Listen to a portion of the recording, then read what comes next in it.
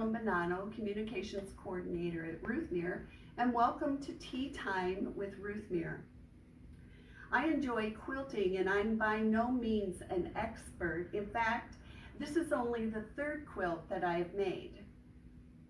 Right now, my quilt is in the quilt frame, and I keep working on it a little bit at a time. I'm sure there are many experts that are out there who have many years of experience, but if you're just beginning, this building blocks quilt is a good place to start. Before I show you how to make this quilt, I want to give you a little bit about the history of quilting. Quilt is the Latin word for culcita, which means stuffed sack.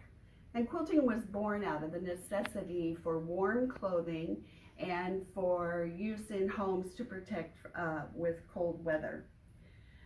The earliest quilt was found in Mongolia in 100 BC and can be seen today in St. Petersburg, Russia. In the 12th century, the Swedish people used quilting under armor to protect soldiers.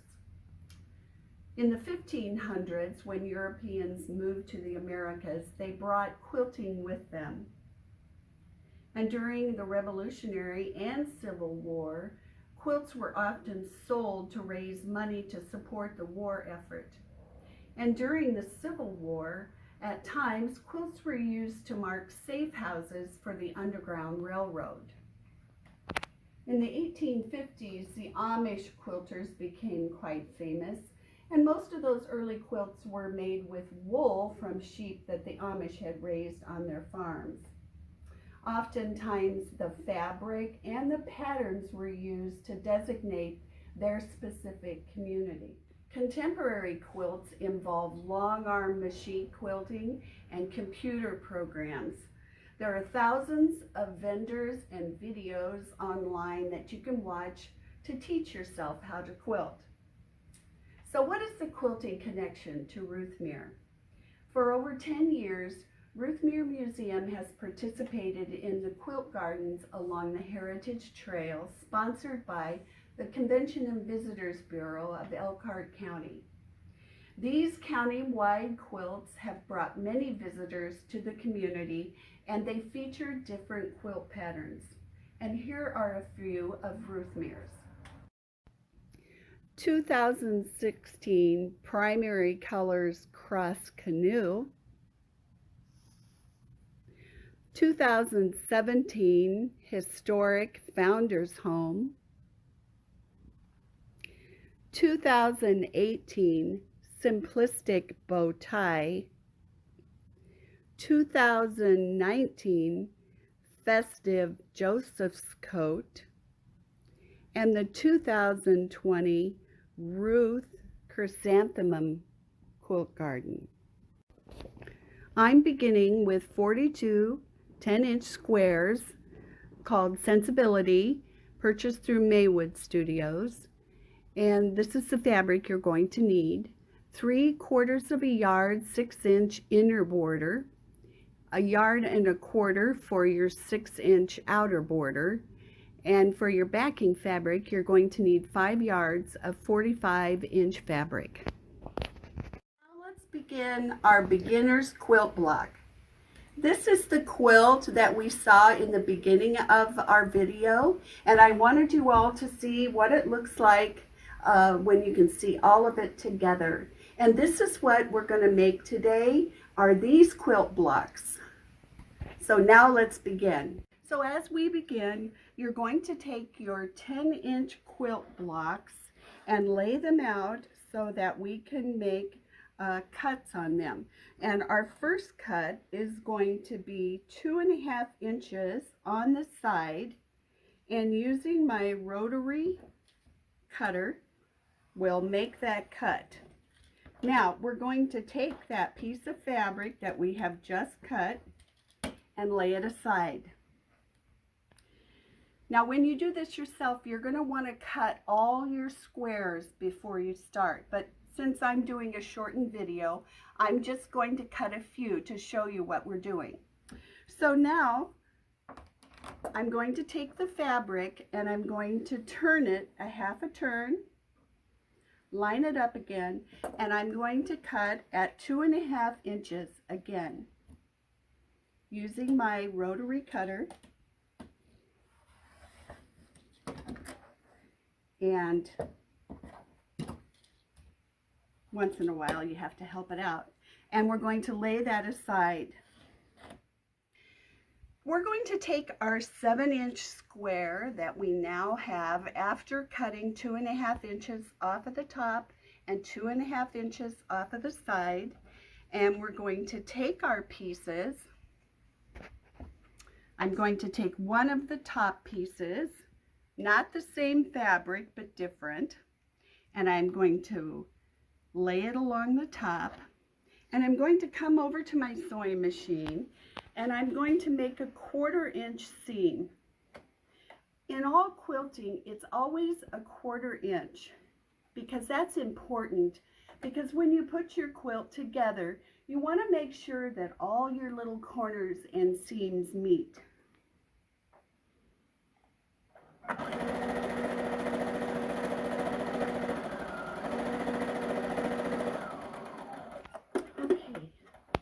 So I've made my seam.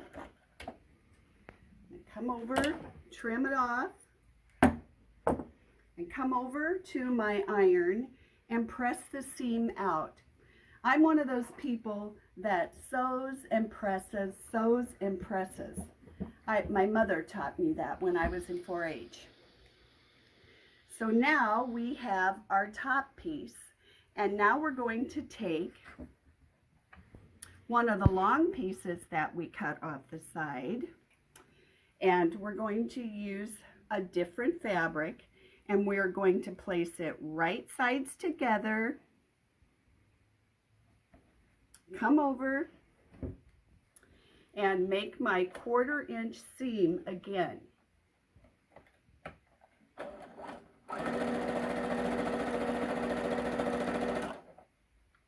I don't get that caught under my needle.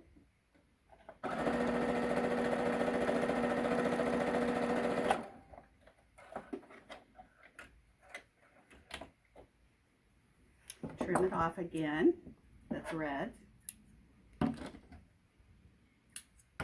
Come back over to my iron, and once again I'm going to iron the seam outward. This is such a simple quilt to make, and it's really good for those first timers to learn not only how to sew, because they're all straight lines, but also how to put a quilt together. So this is our first quilt block, and we have the short piece and the long piece. And you can see here, I'm going to hold it up so you can see where they go. This is our quilt block, so you're going to do this with all 42 squares. And then when you get all of them together, I'm going to show you how to put the quilt together. Now comes the fun part, putting the quilt together. One of the special things about this quilt is that when you put the quilt blocks together, they actually form what's called sashing. These pieces here, down this, all the way down, across, that's called sashing. And in some quilts, you have to go back in and put the sashing in separately. But this is such a wonderful quilt because it makes the sashing for you. So now we're going to lay the quilt squares out, and I have a few prepared here. So this is the fun part. Be creative, but you want to remember that you don't want quilt squares together that are the same. And you can see here, these two are not the same. And I have another one that's not the same. And another one. Now, as you do this, you're going to find that you're going to have to kind of move things around and shift things around, because it's not always going to be the perfect match that you want. For instance, right here, do you see how these two are together? That's not what we want. We want to move that over here so that it's on the opposite side. And just now, as we look down, we can see that our quilt is really beginning to take shape, isn't it? So one more piece. And there you have it, the beginning of our building blocks quilt. Now, when I sew them together, I take the first one, I lay it over this one, and I sew it first, and then I come back and I get my next one, and I sew it. So some people pin them all together, but I like to be really sure that I've got the right ones together, because like I said, this is only my third quilt, so I'm taking all kinds of precautions to do the right thing so that it turns out really nicely. And I did have a couple places here where I ended up with the same colors together, but I don't think anybody will notice it. So this is the beginning of your building blocks quilt block. Let's look at our quilt again. You should have 1, 2, 3, 4, 5, 6 squares along the top, and 1, 2, 3, 4, 5, 6, 7 along the side. Now I made my quilt a little bit bigger by 1 block. So I actually have 7 blocks across the top and 8 blocks down. Now the 6 across and 7 down make a quilt 69 by 78 inches. And like I said, you don't have to follow this pattern. You can mix it up and be very creative and see what you come up with. So I want to thank you for watching. Come visit the 2020 Ruth Chrysanthemum Quilt Garden along the Heritage Trail. And while you're visiting the quilt garden, make sure that you come and have a tour of the Ruthmere campus. I'll join me for a very special time out on my patio, and it's tea time, of course, because this is tea time with Ruthmere. I'm having my ginger peach with turmeric in my grandmother's cup, and I hope that you are enjoying a special cup of tea at this time. And thank you for visiting, and happy quilting.